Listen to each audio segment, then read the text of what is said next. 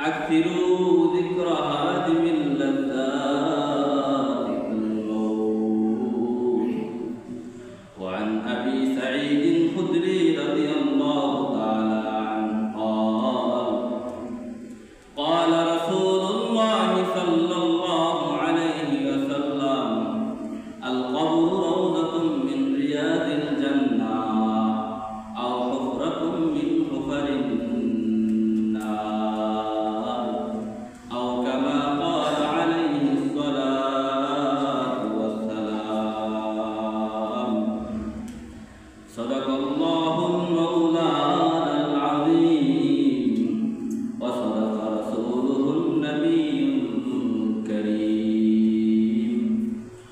ونحن على ذلك من الشاهدين والشاكرين والحمد لله رب العالمين سبحانك لا علم لنا إلا ما علمتنا إنك أنت العليم الحكيم سيد الكونين ختم المرسلين سيد الكونين ختم المرسلين آخر مدبوط فخر الأولين آخر مدبوط فخر الأولين شد وجودش رحمة للعالمين شد وجودش رحمة للعالمين مسجد شد ہمارو یہ زمین مسجد شد ہمارو یہ زمین محمد ہرگز نہ گفتہ دانا گفتہ جبرائیل محمد ہرگز نہ گفتہ دانا گفتہ جبرائیل جبرائیل ہرگز نہ گفتہ دانا گفتہ رب الجلیل جبرائیل ہرگز نہ گفتہ دانا گفتہ رب الجلیل محمد نے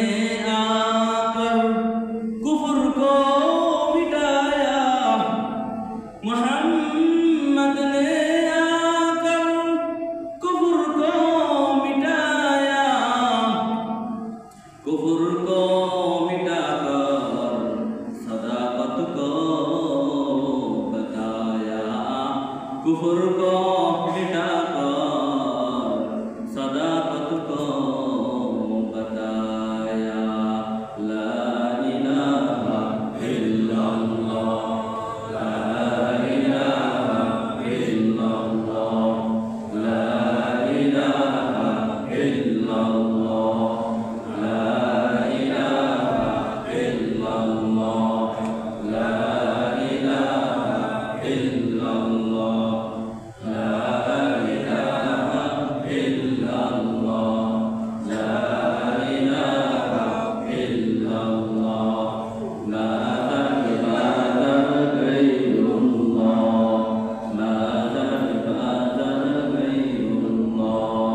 পীর ফকির গায়রুল্লাহ পীর ফকির গায়রুল্লাহ সিজদা করব এক আল্লাহ লা ইলাহা ইল্লাল্লাহ লা ইলাহা ইল্লাল্লাহ লা ইলাহা ইল্লাল্লাহ লা ইলাহা ইল্লাল্লাহ আগুন পানি গায়রুল্লাহ আগুন পানি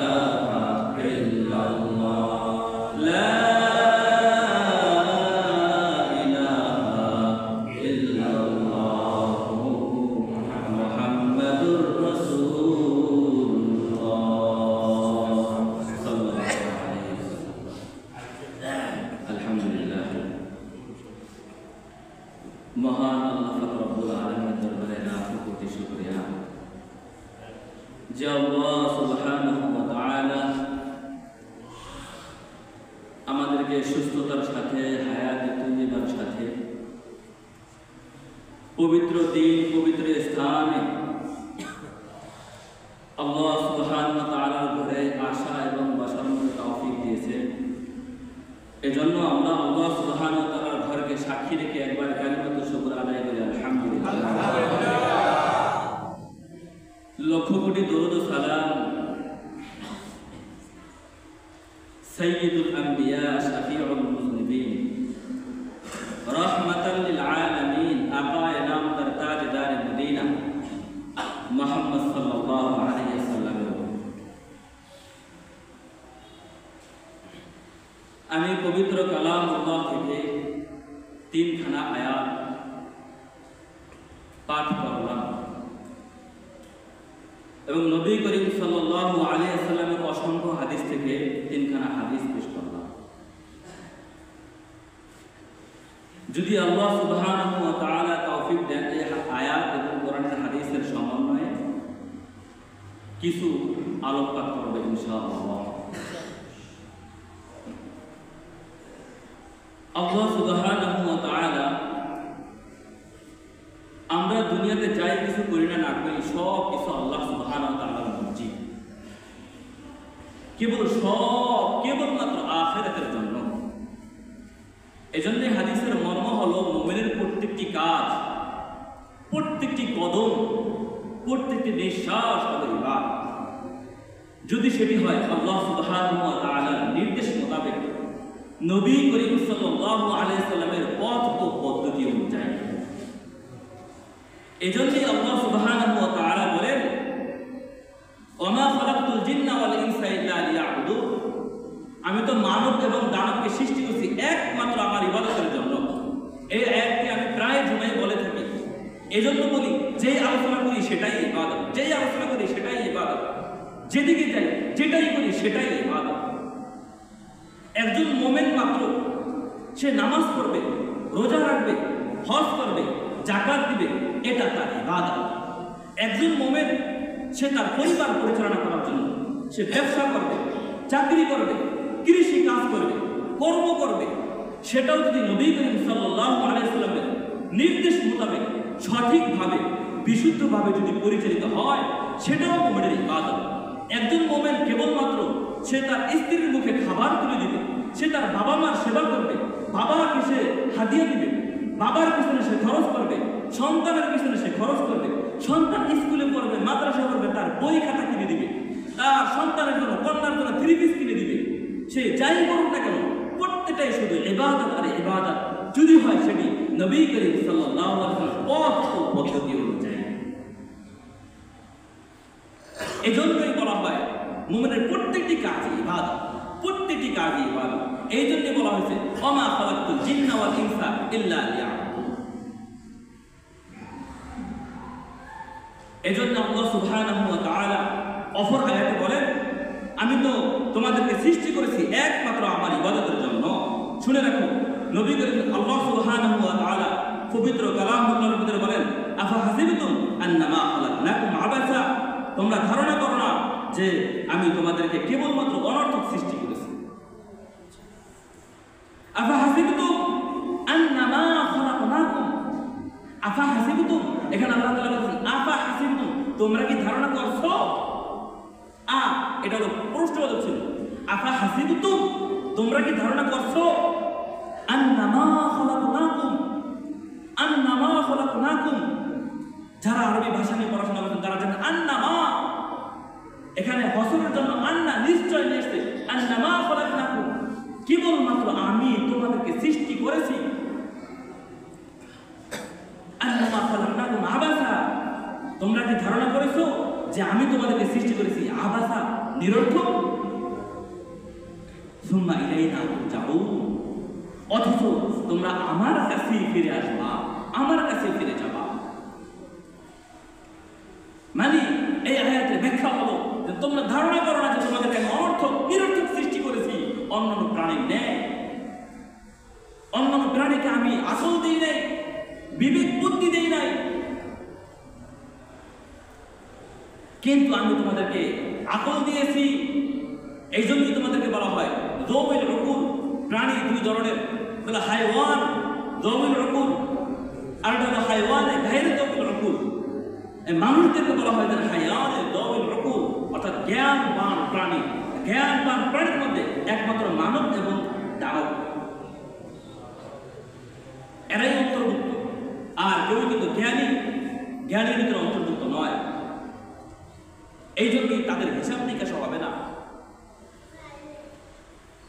এই জন্যই আল্লাহ সুবহানাহু ওয়া তাআলা সূরাতুল মুলকে ঘোষণা দিয়ে বলেন, তাবারাকাল্লাযী বিয়াদিহিল মুলক ওয়া হুয়া আলা কুল্লি শাইইন কাদির। তাবারাকাল্লাযী বিয়াদিহিল মুলক ওয়া হুয়া আলা কুল্লি শাইইন কাদির আল্লাযী খালাকাল মাউতা ওয়াল হায়াতা লিয়াবলুয়াকুম আইয়ুকুম আহসানু আমালা। আহসানু আমালা, লিয়াবলুয়াকুম আইয়ুকুম আহসানু আমালা।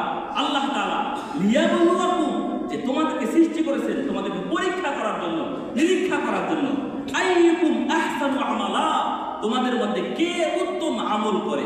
আইয়ুকুম আহসানু আমালা, কে উত্তম আমল করে। এই জন্য মুফাসসিরিনে কিরাম, তাফসীর ইবনে কাসির, তাফসীর নববী, তাফসীর কুতুবের মধ্যে অনেকগুলো তাফসীরের মধ্যে এই আলোচনা এসেছে আহসানু আমালা। এই আয়াতের ব্যাখ্যা বলেন আহসান শব্দ উত্তম আমল কোনটি, উত্তম আমল কেমন। সেখানে বলা হয়েছে এক নম্বর সিহহা, দুই নম্বর খুলুস। উত্তম আমল হওয়ার জন্য এক নম্বর শব্দ সেটা বিশুদ্ধভাবে হতে হবে। বিশুদ্ধভাবে বলতে যে নবী করিম সাল্লাল্লাহু আলাইহি ওয়াসাল্লাম পথ ও পদ্ধতি অনুযায়ী আমি আমল করলাম। আমি চিন্তা করলাম বিবেক দ্বারা যদি ইসলাম চলতো, মাগরিবের সময় সকল মানুষের কাজকর্ম স্বাভাবিকভাবে শেষ হয়ে যায়। মানুষ তখন কাজকর্ম গুছিয়ে সবাই বাড়ির উদ্দেশ্যে রওনা দেয় বা ফ্রি হয়। তখন কিন্তু নামাজ 3 টাকা। কেন? জোহরের সময় মানুষ কর্মে ব্যস্ততা থাকে, সকল অফিস আদালত জোহরের সময় খোলা থাকে। জোহরের নামাজ হওয়া উচিত ছিল 2 টাকা। মাগরিবের সময় সকল মানুষের কাজ শেষ, ওই সময় নামাজ হওয়া ছিল 6 টাকা, কিন্তু 3 টাকা কেন? হ্যাঁ, এটাই হলো শরীয়ত, এটাই শরীয়ত, এটাই আল্লাহ তাআলার ফরমান বরদারি, আল্লাহ তাআলার নির্দেশ। মাগরিবের নামাজ 3 টাকা। তুমি যদি জ্ঞান খাটিয়ে বলো তো না এই সময় আমি ফিরে আছি, আমি আজকে থেকে 3 টাকা করবো না, আমি বরং 4 টাকা করবো, অথবা আমি 6 টাকা করবো, অথবা আমি 8 টাকা করবো, আল্লাহ সুবহানাহু ওয়া তাআলা তোমার এই আমলকে কখনোই গ্রহণ করবেন না। কারণ আল্লাহ সুবহানাহু ওয়া তাআলা বান্দার জন্য একটি ফর্মালিটি তৈরি করেছে, যে নিয়ম পদ্ধতি অনুযায়ী আমল করতে হবে। এই জন্য এক নম্বর বিশুদ্ধভাবে আমি আমার আবেগ অনুযায়ী কোন একটা ইবাদত জারি করে দিলাম, আমি আমার বিবেক অনুযায়ী কোন একটা আমল জারি করে দিলাম,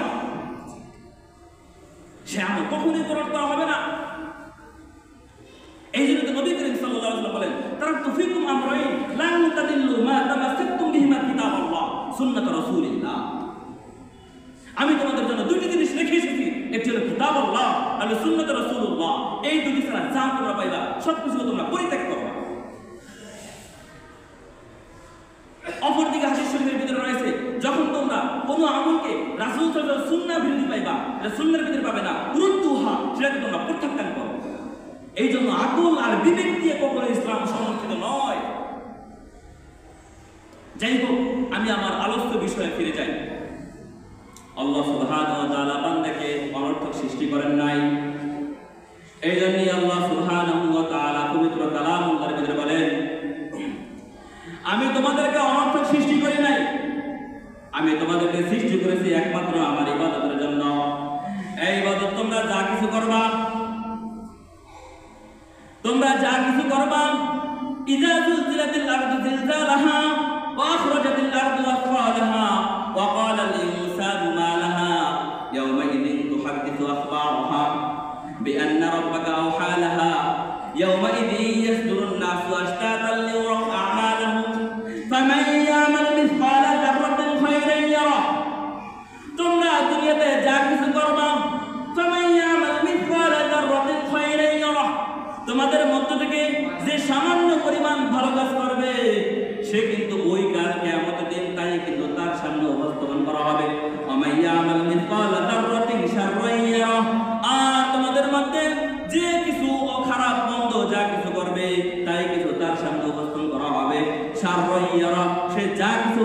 করবে সেই দায় কিন্তু দেখতে পাবে। মুসলমান ভাইরা আমার, আল্লাহ সুবহানাহু ওয়া তাআলা আমাদেরকে নির্দিষ্ট ইবাদতের জন্য পাঠিয়েছেন। ইবাদত করবা, তুমি কাল কিয়ামতের দিন ভালো করলে ভালো দেখবা, যদি তুমি খারাপ করো খারাপটাও তোমার সামনে বাস্তবায়ন করা হবে। এই জন্যই আল্লাহ তাআলা বলেন, কুল্লু নাফসিন যায়িকাতুল মাউত, যাই কিছু করবা না কেন তোমার কিন্তু একদিন মরণ নিশ্চিত। কুল্লু নাফসিন যায়িকাতুল মাউত, প্রত্যেক নফসের জন্যই কিন্তু মৃত্যুর স্বাদ আস্বাদন করতে হবে। প্রত্যেক নফসের জন্য মৃত্যুর স্বাদ আস্বাদন করতে হবে। এই কারণে আল্লাহ সুবহানাহু ওয়া তাআলা সূরাতুল কিয়ামাহ বলেন, কাল্লা ইযা বালাগাতিত তারাকিয়া ওয়া কিলা মান রাক ওয়া যান্না আন্নাহুল ফিরাক ওয়ালতাফাতিস সাকু বিস-সাক ইলা রাব্বিকা ইয়াওমাইযিনিল মাসাক। কাল্লা ইযা বালাগাতিত তারাকিয়া ওয়া কিলা মান রাক, যখন ওই জাহান্নামের ফেরেশতা, যখন ওই মালাকুল মাউত যখন বান্দার সামনে উপবিষ্ট হবে, বান্দার সামনে যখন উপস্থিত হবে, কাল্লা ইযা বালাগাতিত তারাকিয়া ওয়া কিলা মান রাক, কে আছে তাকে এই মরণ থেকে বাঁচাবে? কেউ নেই যে তাকে মৃত্যু থেকে তাকে বাঁচাবে। যদি কেউ থাকতো তাহলে দুনিয়াতে বহুর বীর বাহাদুর ছিল, ফেরাউনের মতো শক্তিশালী বীর বাহাদুর ছিল, হামানের মতো বীর বাহাদুর ছিল, নমরুদের মতো বীর বাহাদুর ছিল। কেউ কিন্তু এই মৃত্যু থেকে কিন্তু কেউই রেহাই পায়নি। এ কারণে মুসলমান ভাইরা আমার, আমাদের ভালো করে বুঝতে হবে এই দুনিয়া কিন্তু স্থায়ী নয়। এই জন্যই বলা হয় আদ-দুনিয়া মাজরাতুল আখিরা, দুনিয়া তো কেবলমাত্র আখিরাতের ফসল ক্ষেত। তুমি দুনিয়াতে যা কিছু করবা সেটাই কিন্তু তোমার ফসল হিসেবে থেকে যাবে। তুমি যেমন মেহনত করবা সেটাই তোমার থেকে যাবে। তুমি যদি ভালো করো তাহলে ভালো ফল পাইবা, যদি তুমি খারাপ করো তাহলে তোমার ফলাফল কিন্তু খারাপ হয়ে যাবে। এই জন্য মুসলমান ভাইরা আমার, আল্লাহ তাআলা বারবার ঘোষণা দিয়ে বলেন, কে আছে যে আজ তাকে মরণ থেকে বাঁচাবে, আজ তাকে দুনিয়াতে রেখে দিবে? কেউ নেই যে তাকে মরণ থেকে বাঁচাবে, কেউ এমন কেউ নেই। কিলা মান রাক, কে আছে? কে আছে যে তাকে বাঁচাবে? কেউ নেই। ওয়াযান্না আন্নাহুল ফিরাক, যখন মালাকুল মাউত তার সামনে উপস্থিত হবে, কেউ থাকবে না তাকে বাঁচানোর জন্য। ওয়াযান্না আন্নাহুল ফিরাক, আর যখন সে মৃত্যুর স্বাদ আস্বাদন করতে থাকবে, তখন সে ধারণা করবে যে না, আমার আর কেউই থাকার নেই। এতদিন যে আমি বীর বাহাদুরগিরি করেছি, আমি যেন এতদিন ক্ষমতা অপব্যবহার করেছি, আমি যেন এতদিন দাপট করে চলেছি, আমি যেন দাপট দেখিয়েছি, দাপটের সাথে চলেছি, আজকে আমার কোনো ক্ষমতার কিন্তু কাজে আসবে না। ওয়াযান্না আন্নাহুল ফিরাক ওয়ালতাফাতিস সাকু বিস-সাক, তখন তার দুই পা একত্রিত হয়ে যাবে, অর্থাৎ তার কোনো শক্তি থাকবে না, কোনো শক্তি থাকবে না। ওয়ালতাফাতিস সাকু বিস-সাক ইলা রাব্বিকা ইয়াওমাইযিনিল মাসাক, ওই আল্লাহ তাআলার কাছে তার গন্তব্যস্থল কিন্তু নির্ধারিত হয়ে যাবে। এই জন্য মুসলমান ভাইরা আমার, নবী করিম সাল্লাল্লাহু আলাইহি সাল্লাম এর জন্য বলেন, আন আবি হুরায়রা রাদিয়াল্লাহু তাআলা আনহু قال قال رسول الله صلى الله عليه وسلم আকসিরু হাযিহি লাযযাতিল মাউত, তোমরা বেশি বেশি মৃত্যুর স্বাদকে তোমরা আস্বাদন করো, মৃত্যুর কথাকে তোমরা বেশি বেশি স্মরণ করো। কেননা এই মৃত্যুর স্বাদ দুনিয়ার স্বাদকে ধ্বংস করে দেয়, এই মৃত্যুর স্মরণ দুনিয়ার স্বাদকে কিন্তু ধ্বংস করে দেয়। এই কারণে তোমরা বেশি বেশি মৃত্যুর স্বাদকে তোমরা স্মরণ করো। যদি মৃত্যুর স্বাদকে যদি তোমরা স্মরণ করো, তাহলে দুনিয়ার যেই পাপাচারিতা রয়েছে, দুনিয়ার তুমি যেই ভুল রাস্তায় রয়েছো, এই রাস্তা কিন্তু তোমাকে কিন্তু বিশুদ্ধ পথে কিন্তু তোমাকে পরিচালিত করবে। এই কারণে আব্দুল্লাহ ইবনে আব্বাস রাদিয়াল্লাহু তাআলা থেকে বর্ণিত, নবী করিম সাল্লাল্লাহু আলাইহি সাল্লাম বলেন, ইগতানিম খামসান ক্বাবলা খামস, হে মুসলমান ভাইরা, হে দুনিয়ার আমার উম্মতেরা, ইগতানিম খামসান ক্বাবলা খামসিন, তোমরা পাঁচটি জিনিসের আগে পাঁচটি জিনিসকে তোমরা খুবই মূল্যবান করো, তোমরা খুবই তোমরা দাম দাও, মূল্যবান করো।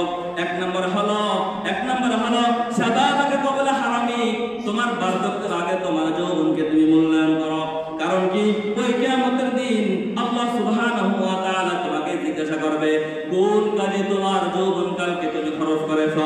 এই জন্য নবী করিম সাল্লাল্লাহু আলাইহি সাল্লাম বলেন, ইগতানিম খামসান ক্বাবলা খামসিন, এক নম্বর হলো শাবাবাকা ক্বাবলা হারামি, বার্ধক্যের আগে তোমার যৌবন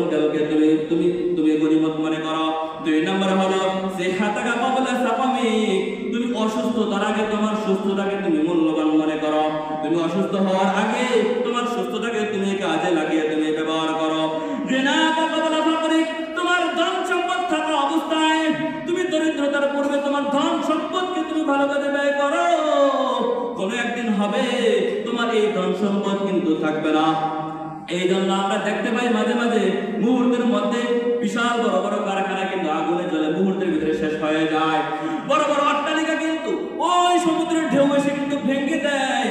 আপনারা দেখতে পান আল্লাহ তাআলা এই বন্যার মাধ্যমে, আল্লাহ সুবহানাহু ওয়া তাআলা এই বন্যার মাধ্যমে বিভিন্ন ভাবে আল্লাহ সুবহানাহু ওয়া তাআলা বান্দাকে পরীক্ষা করেন। মুহূর্তের মাঝে লক্ষ কোটি টাকার ধন সম্পদ শেষ হয়ে যায়। কয়েকদিন আগে আপনাদের রাঙ্গামাটি অঞ্চলে নাকি বন্যা হয়েছে। আপনারা ভালো করে বিষয়টা জানেন, মানুষের লক্ষ লক্ষ কোটি কোটি টাকার কিন্তু সম্পদ নষ্ট হয়েছে, লক্ষ লক্ষ কোটি কোটি টাকার মাছ চলে গেছে, ফার্মের বড় মুরগি কিন্তু মারা গেছে, অনেক সম্পদ কিন্তু নষ্ট হয়ে গেছে। এই জন্য নবী করিম সাল্লাল্লাহু আলাইহি সাল্লাম বলেন, কিনা কামালা ফাকরে, তুমি কিন্তু তোমার দরিদ্রতার পূর্বে তোমার সম্পদের তুমি মূল্যবান মনে করো। এবারে ফারা বা পাবলা সবুলে, তুমি ব্যস্ততার আগে তোমার সামান্য সময়কে তুমি মূল্যবান সময় মনে করো। যখন আল্লাহ তাআলা তোমাকে অসুস্থতার মাধ্যমে তোমাকে ব্যস্ত করে দিবে, তুমি সুস্থ থাকা অবস্থায় কিন্তু তুমি ইবাদতের মাধ্যমে সেটাকে গনিমত মনে করো। হায়াতাকা ক্বাবলা মাউতিক, তোমার জীবন থাকা অবস্থায় তোমার মরণ আসার আগে তোমার জীবনকে তুমি মূল্যবান মনে করো। হে আমার উম্মতেরা, যখন তোমার জীবন থাকে তুমি মৃত্যুর আগে তোমার জীবনকে তুমি মূল্যবান মনে করো। হে আমার মুসলমান ভাইরা আমার, যখন মৃত্যু তোমার সামনে চলে আসবে, যখন কারোর জন্য মৃত্যু নির্ধারিত হয়ে যাবে, আল্লাহ সুবহানাহু ওয়া তাআলা মালাকুল মাউতকে ডেকে বলবেন, হে ফেরেশতারা, অমুক ভাইয়ের অমুক ব্যক্তির অমুকের ছিল, অমুকের কিন্তু হায়াত শেষ হয়ে গেছে। যখন তার হায়াত শেষ হয়ে যায় তখন ফেরেশতারা যখন তার কাছে আসে, তার কাছে আসার পরে আল্লাহ সুবহানাহু ওয়া তাআলার কাছে সংবাদ নেয়, এই ব্যক্তিরা আসলে বদকার না নেককার। যদি ওই ব্যক্তির যদি নেককার হয় তাহলে মালাকুল মাউত ওই নেককার ফেরেশতাদের দল নিয়ে তখন তার কাছে আসে। তার কাছে আসার পরে ওই ফেরেশতারা সুঘ্রাণ কাপড় পরিহিত, বিশাল দেহ বিশিষ্ট উজ্জ্বল ফেরেশতারা, অনেক সুঘ্রাণযুক্ত ফেরেশতারা তার কাছে আসে। আসার পরে তখন তার জানটাকে কবজ করে জিবরাইল আমিন হযরত আজরাইল আলাইহিস সালাতু ওয়াস সালাম এমন ভাবে তার রূহটাকে কবজ করে যেমন মনে হয় বোতল থেকে কাক করলে যেমনি ভাবে পানি না বের হয়ে যায়।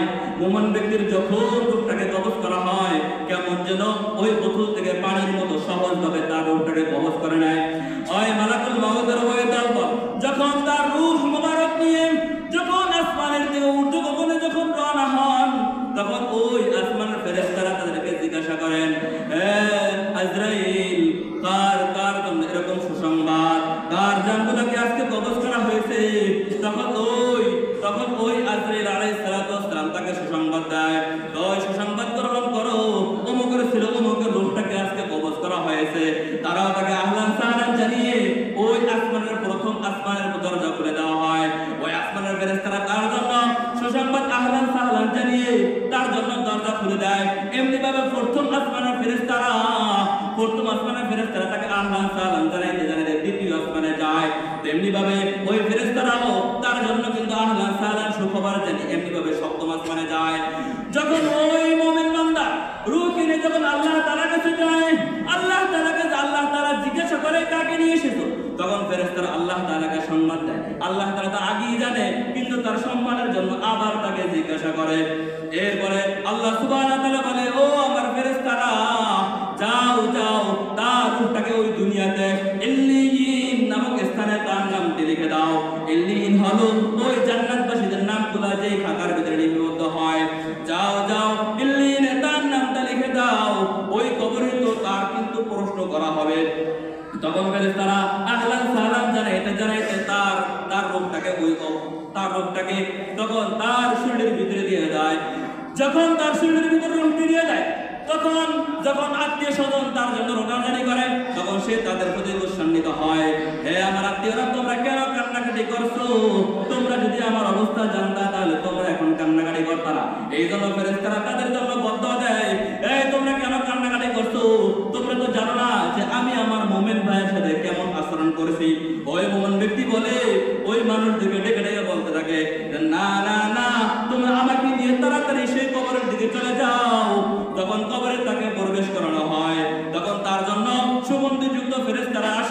আসার পরে যখন তাকে জিজ্ঞাসা করে মান রব্বুকা ওমা দীনুকা ওমান নবিয়ুকা, তখন ওই ব্যক্তির সাথে সাথে আল্লাহ তাআলার নুসরত ও সাহায্যের মাধ্যমে উত্তর দিয়ে দেয় রব্বি আল্লাহ ওয়া দীনুল ইসলাম। ওমা হাযার রাজুল, যখন প্রশ্ন করা হয় তখন বলে হাযার রাজুল মুহাম্মদ সাল্লাল্লাহু আলাইহি ওয়াসাল্লাম। আল্লাহু আকবার। ওই ব্যক্তি তখন বলে এই ব্যক্তি তো নবী করিম সাল্লাল্লাহু আলাইহি ওয়াসাল্লাম। তখন ফেরেশতারা ওই জাহান্নামের দিকে একটি গর্ত করে তখন তাকে জাহান্নামের দিকে তাকানো হয়। ও মুমিন ভাই, তুমি তাকিয়ে দেখো ওই জাহান্নামের ভিতরে কত ভয়াবহ শাস্তি। আল্লাহ তাআলা তোমার ইবাদতের জন্য এই জাহান্নাম থেকে কিন্তু তোমাকে বাঁচিয়েছে। এরপরে ওই তার সাথে জান্নাতের দিকে একটি দরজা খুলে দেওয়া হয়। তখন সেই ব্যক্তি সেই জান্নাতের সুঘ্রাণ পেয়ে তখন সেই ব্যক্তি আরামে কিন্তু ঘুমিয়ে থাকে। ফেরেশতারা তাকে জামাইয়ের মতো ঘুমের মাধ্যমে রেখে দিয়ে তখন বলে হ্যাঁ কিয়ামত কবে আসবে, আমাকে তাড়াতাড়ি জান্নাতে নিয়ে যাও। তখন ফেরেশতারা বলে তুমি জামাইয়ের মতো তুমি ঘুমাও, যখন নির্দিষ্ট সময় আসবে তখন তোমাকে এমনিতেই জাগিয়ে দেওয়া হবে। মুসলমান ভাইরা আমার, এটা হলো মুমিন ভাইদের সাথে আচরণ। আর যদি আমাদের ভাগ্যে যদি কাফেরদের সাথে কেমন আচরণ করা হয়, নবী করিম সাল্লাল্লাহু আলাইহি ওয়াসাল্লামকে জিজ্ঞাসা করলেন ইয়া রাসূলুল্লাহ ইয়া হাবিবাল্লাহ, কাফেরদের সাথে কেমন আচরণ করা হবে? যখন কোন কাফেরের মৃত্যুর সময় ঘরে আসে, ওই কাফেরদের কাছে বড় দেহ বিশিষ্ট ফেরেশতারা আসে, যাদের দুর্গন্ধযুক্ত ফেরেশতারা, দুর্গন্ধের জন্য থাকা যায় না। যেই দুর্গন্ধ সহ্য করার নয়, দুনিয়ার কোনো মানুষ কিন্তু সেই দুর্গন্ধ সহ্য করতে পারবে না। ওই দুর্গন্ধযুক্ত ফেরেশতা যখন তার কাছে আসে, কালো ফেরেশতারা যখন তার কাছে আসে, ওই জাহান্নাম ওই কাফের ব্যক্তি তাকে দেখে তার চোখ মুখ উল্টে যায়, চোখ উল্টে তার জবান বন্ধ হয়ে যায়। সে এমন পরিমাণ চিৎকার করে কোন ব্যক্তি কিন্তু তার আওয়াজ শুনতে পায় না। নবী করিম সাল্লাল্লাহু আলাইহি ওয়াসাল্লাম বলেন হে আমার উম্মতেরা, তোমরা শুধু মানুষ আর জিন না ছাড়া প্রত্যেক প্রাণী কিন্তু তাদের আর্তনাদ কিন্তু শুনতে থাকে। ওই ব্যক্তি ডেকে ডেকে বলে হে আমার আত্মীয়রা, তোমরা আমাকে বাঁচাও বাঁচাও, কোন দিকে আমাকে ফেলে দিচ্ছ? ওই জাহান্নামের ফেরেশতারা, আযাবের ফেরেশতারা যখন তার রূহ কবজ করতে যায়, তখন তার রূহটা প্রত্যেক শিরায় শিরায় পলাতে চায়। তার রূহটা এমন হয়ে যায়, নবী করিম সাল্লাল্লাহু আলাইহি ওয়াসাল্লাম বলেন তার রূহটা এমন হয়ে যায় যেমন পুরো শরীরের প্রত্যেকটা অঙ্গে প্রত্যঙ্গে কাঁটাদার বৃক্ষ কোনো কিছু লুকিয়েছে। তখন ওই আযাবের ফেরেশতারা তার রূহটাকে এমন ভাবে বের করে, তার শরীরের ভিতরে প্রত্যেকটা অঙ্গ প্রত্যঙ্গ চূর্ণ চূর্ণ করে ছিঁড়ে যায়। তখন সে চিৎকার করতে থাকে আমাকে বাঁচাও আমাকে বাঁচাও। তখন তাকে বাঁচানোর মতো কেউই থাকে না, কেউই তাকে বাঁচাইতে পারে না। তেমনি ভাবে তার রূহটাকে ওই দুর্গন্ধযুক্ত নেকড়া কাপড়ের ভিতরে তার রূহটাকে রাখা হয়। তখন ওই আযাবের ফেরেশতারা তার রূহটাকে নিয়ে যখন আসমানের দিকে রওনা হয়, তখন ওই আযাবের ফেরেশতারা যখন প্রথম আসমানে গিয়ে উপস্থিত হয়, ফেরেশতারা জিজ্ঞাসা করে তোমাদের জন্য দুঃসংবাদ, কার রূহকে তোমরা নিয়ে আসছো? ফেরেশতারা বলে যে ভাই সে তো অমুকের ছেলে, অমুকের রূহ নিয়ে আসছি, তার জন্য তিরস্কার হোক, তার জন্য আযাব গজব বর্ষিত হোক, তার জন্য আসমানের দরজা খোলা হয় না। আসমানের দরজা যখন খোলা হয় না, তখন ওই আযাবের ফেরেশতারা আর আসমানের দিকে ওঠে না। তখন তার রূহটাকে নিয়ে ওই তার শরীরের ভিতরে প্রবেশ করা দেওয়া হয়। যখন তার শরীরের ভিতরে প্রবেশ করা দেওয়া হয়, তখন মানুষজন তার জন্য তাকে রাখতে চায়, তখন সে কিন্তু যেতে চায় না। সে ডাক দিয়ে বলে হে আমার ভাইয়েরা, হে আমার আত্মীয় স্বজন, তোমরা কোন দিকে আমাকে নিয়ে যাচ্ছ? এমনি ভাবে যখন তাকে কবরে রাখা হয়, কবরে রাখার পরে তখন তার কবরটাকে সংকীর্ণ করে দেওয়া হয়। তার কবরকে সংকীর্ণ করে দেওয়া হয়। চতুর্দিক থেকে উটের গর্দানের মতো সাপগুলো সেটাকে ধ্বংস করতে থাকে। ধ্বংস করার পরে তার গোশতগুলোকে খেয়ে ফেলে, তখন আল্লাহ তার হুকুমে আবার নতুন করে গোশত তৈরি হতে থাকে।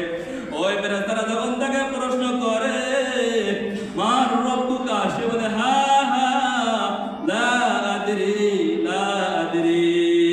যখন ফেরেশতারা তাকে আবার প্রশ্ন করে ওয়া মান নাবিয়ুকা, হা হা লা আদরি লা আদরি। ওয়া মা দীনুকা, হা হা লা আদরি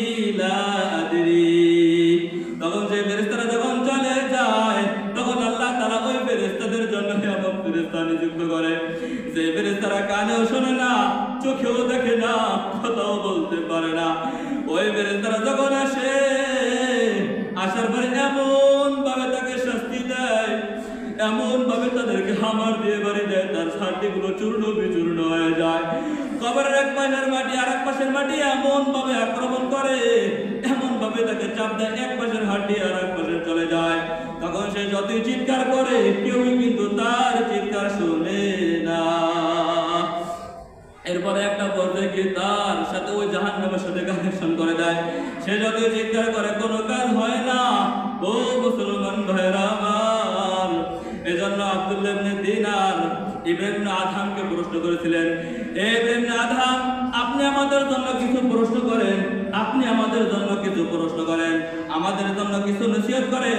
আপনি যদি আমাদেরকে কিছু নসিহত করেন তাহলে আমরা মানতে পারি, আমরা শুনতে পারি, আমরা আপনার নসিহত অনুযায়ী কিন্তু চলতে পারি। ইব্রাহিম ইবনে আদহাম বলেন, হে আমার ভাইরা, আমি চারটি জিনিসের চিন্তা আমি কিন্তু নসিহত করতে পারি না। চারটি জিনিসের চিন্তা যেদিন শেষ হবে সেদিনই কেবলমাত্র আমি তোমাদেরকে নসিহত করতে পারবো। একটি হলো আল্লাহ তাআলা যখন আদম সন্তান থেকে, যখন বনি আদম থেকে প্রতিশ্রুতি নিয়েছিলেন, আলাস্তু বিরব্বিকুম, আমি কি তোমাদের প্রভু নই? যখন বলা হয়েছিল এই দল জান্নাতি এই দল জাহান্নামী, তখন আল্লাহ তাআলা আমাকে কোন দলের অন্তর্ভুক্ত করেছেন আমি এই চিন্তায় বিমূঢ় হয়ে যাই। আমি তো এই প্রশ্নের হল কিন্তু করতে পারি না। দুই নম্বরে, যখন আল্লাহ সুবহানাহু ওয়া তাআলা ওই মাতৃগর্ভে যখন আমি পূর্ণতা লাভ করেছি, যখন ফেরেশতাদের মাধ্যমে যখন আমার রূহটাকে মাতৃগর্ভে দিয়েছে, তখনও কিন্তু আল্লাহ তাআলা ওই ফেরেশতারা আল্লাহ তাআলাকে জিজ্ঞাসা করেছেন, ইয়া রাব্বাল আলামিন, এই লোকটা কি মুমিনের কাতারে নাকি নাকি কাফেরদের কাতারে? তখন আল্লাহ তাআলা মুমিনদের কাতার আর কাফেরদের কাতার কিন্তু বিভক্ত করেছেন। আমি তো জানি না আমি কোন মুমিনদের কাতারে নাকি কাফেরদের কাতারে। আবার তিন নম্বরটি হলো, যখন মালাকুল মউত রূহকে কবজ করবে, তখন আমার জন্য আযাবের ফেরেশতা নিয়োজিত নাকি রহমতের ফেরেশতা নিয়োজিত? যদি আমার জন্য আযাবের ফেরেশতা নিয়োজিত হয়, তখন তো আমার তো কোনো উপায় নাই। চার নম্বরটি হলো, যখন আল্লাহ সুবহানাহু ওয়া তাআলা কাল কিয়ামতের দিন বলবেন, ওয়ামতাজুল ইয়াওমা আইয়ুহাল মুজরিমুন, আজকে মুজরিমিনরা, অপরাধীরা মুমিনদের থেকে তোমরা আলাদা হয়ে যাও। আমি তো জানি না ওই দিন আমি কোন দলভুক্ত হব। আমি এই চারটি জিনিসের কারণে আমি তো অনেক চিন্তিত হয়ে যাই। এই চারটি জিনিসের কারণে কিন্তু আমি কোনো নসিহত করতে পারি না। এই জন্য মুসলমান ভাইরা আমার, আমাদের মৃত্যু কিন্তু নিশ্চিত, আমরা কবে মরব এটাও নিশ্চিত, আমাদের মরণ যেন একদিন হবে এটা কিন্তু নিশ্চিত। এই জন্যই নবী করিম সাল্লাল্লাহু আলাইহি ওয়াসাল্লাম বলেছেন, প্রকৃত মুমিন তো ওই ব্যক্তি যে জীবন থাকা অবস্থায় মৃত্যুর জন্য যে কি করে প্রস্তুতি নেয়, জীবন থাকতে যে মৃত্যুর জন্য প্রস্তুতি নেয়, সেই কেবলমাত্র প্রকৃত মুমিন। এই জন্য মুসলমান ভাইরা আমার, মৃত্যু আমাদের একদিন মৃত্যুর স্বাদ আস্বাদন করতেই হবে। সেই হিসেবে এই দুনিয়ায় আমার প্রত্যেকটি জীবন, প্রত্যেকটি বিষয়, আমি আগেই বলেছিলাম, প্রত্যেকটি কাজই হলো আমার ইবাদত। আমি যদি বিশুদ্ধভাবে করতে পারি সেটাই আমার জন্য ইবাদত হবে। যদি বিশুদ্ধভাবে যদি করতে না পারি তাহলে সেটা কিন্তু আমার জন্য ইবাদত হবে না। তা আল্লাহ সুবহানাহু ওয়া তাআলা আমাদেরকে বিশুদ্ধভাবে নবী করিম সাল্লাল্লাহু আলাইহি ওয়াসাল্লাম সুন্নাত অনুযায়ী ইবাদত করার মতো তৌফিক দান করুন। আমিন।